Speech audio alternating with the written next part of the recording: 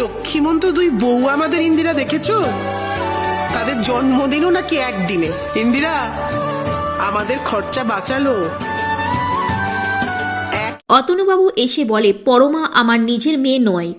আমার স্ত্রী শ্রুতি একথা জানতো না। পরমার আসল নাম হলো সুরূপা। আমরা ভালোবেসে পরমা রেখেছি। রূপা শুনে চমকে যায়, বলে আমার দুই যমজ মেয়ের নাম সুদীপা ও সুরূপা। অতনুবাবু স্ত্রী কান্না করে বলে, আমি তাহলে পরমার আসল মা নই? এত বড় সত্যিটা আমি জানতাম না। অতনুবাবু বলে, আমার স্ত্রী 3 বার মৃত সন্তানের জন্ম দেয়, সেই জন্য আমি এই সত্যিটা জানাতে পারিনি। আমি অনাথ আশ্রম থেকে সুরূপাকে এনে শ্রুতির কোলে দিয়েছিলাম। ওর মানসিক অবস্থা খুবই খারাপ ছিল। সুদীপার পিসি বলে, এই সত্যিটা আমি জানতাম, কিন্তু অতনুবাবুর অনুরোধে আমি কাউকে বলতে পারিনি। আমি অসহায় ছিলাম। সুদীপা বলে, পরমা শুনেছ, তুমি আমার নিজের বোন, কিন্তু আমরা নিজেরা জানতাম না। রূপা বলে, আমি ভাবতে পারিনি 2 মেয়েকে একসাথে পাবো। সুদীপা বলে, আমরা দুজনে এক মায়ের পেটে একসাথে ছিলাম।